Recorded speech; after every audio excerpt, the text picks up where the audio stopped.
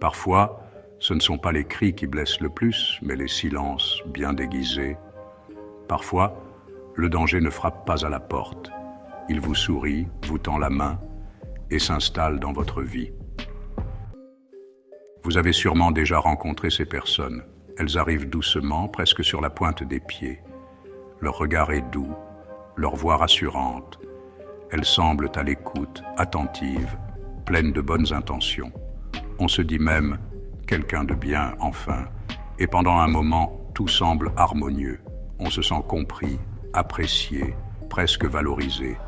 Elles rient à vos blagues, s'émeuvent de vos histoires et vous laissent croire que vous avez trouvé une épaule sincère. Mais ce n'est qu'un prélude. Car petit à petit, quelque chose glisse. Pas brutalement, non. C'est comme un parfum qui change subtilement d'odeur, ou une lumière qui, sans que l'on s'en rende compte, commence à vaciller.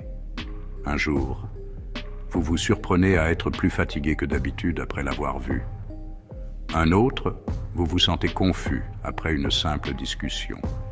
Et sans vraiment comprendre comment, vous voilà coincé dans une dynamique qui vous grignote de l'intérieur.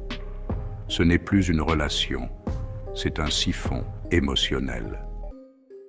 Votre énergie se dissipe, votre intuition s'affaiblit. Et bientôt, vous commencez à douter, non pas d'elle, mais de vous. C'est là que commence le vrai piège, parce qu'en face, ce n'est pas une personne malveillante à visage découvert. C'est quelqu'un dont l'ombre s'exprime à travers des gestes doux, des mots feutrés, des regards tendres, mais chargés d'un venin invisible.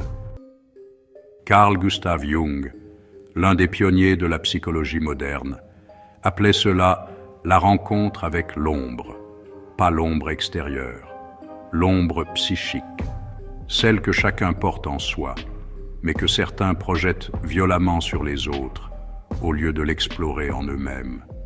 Et c'est exactement ce que fait ce genre de personne.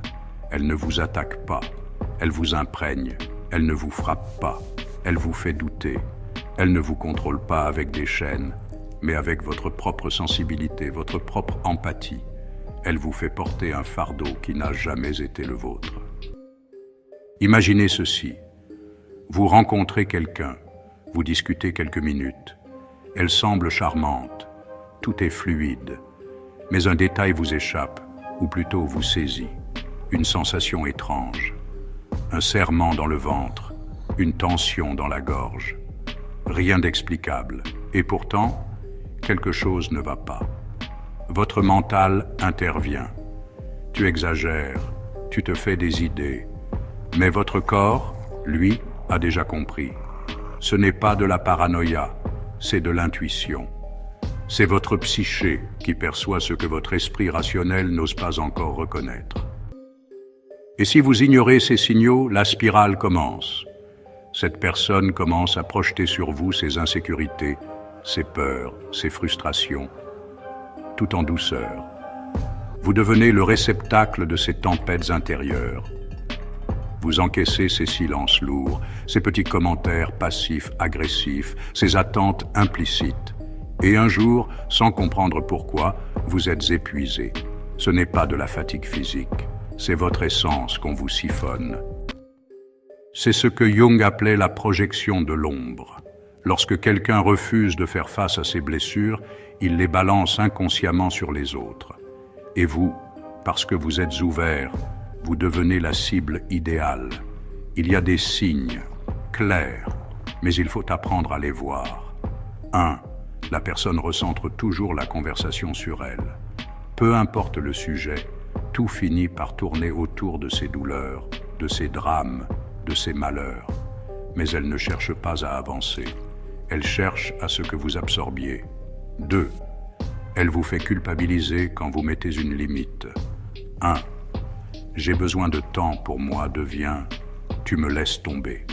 Un simple non devient un acte d'égoïsme. C'est une culpabilité subtile, mais très efficace. 3. Quand vous prenez de la distance, vous respirez mieux, comme si un nuage s'était dissipé, comme si vous retrouviez votre clarté mentale. C'est le signe le plus évident. elle vous vidait.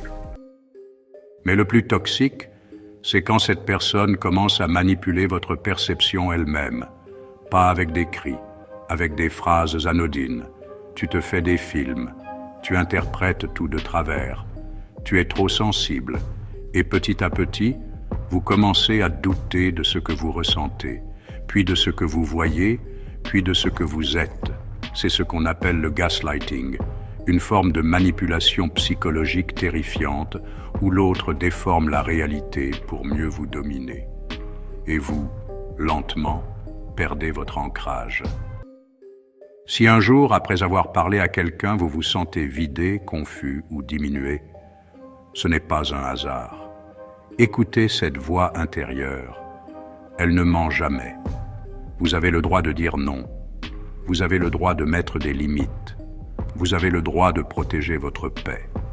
Car votre énergie, votre clarté, votre bien-être, ce sont vos fondations. Et personne, jamais, ne devrait pouvoir les fissurer au nom d'un lien qui n'en est pas un. Rappelez-vous, ce n'est pas à vous de porter l'ombre d'un autre. Ce n'est pas à vous de soigner une douleur qu'il refuse de regarder. Votre intuition est votre bouclier, votre clarté est votre guide, et votre liberté commence là où vous choisissez de ne plus laisser l'ombre des autres éclipser votre lumière. Quand votre énergie est aspirée, il est temps de reprendre votre pouvoir. Il y a des moments dans la vie où certaines personnes semblent redessiner votre réalité à leur manière, vous vidant peu à peu de votre vitalité intérieure. Face à ce genre de présence, la première chose à faire n'est pas de fuir physiquement, mais de reprendre vos distances intérieures. Reconnectez-vous à vous-même, recentrez votre attention. Protéger votre équilibre psychique n'est pas un luxe, c'est une priorité. Si vous avez vécu des situations similaires ou rencontré de telles personnes, partagez votre expérience dans les commentaires. N'oubliez pas de liker, partager cette vidéo et de vous abonner à notre chaîne Devenir la meilleure version de soi.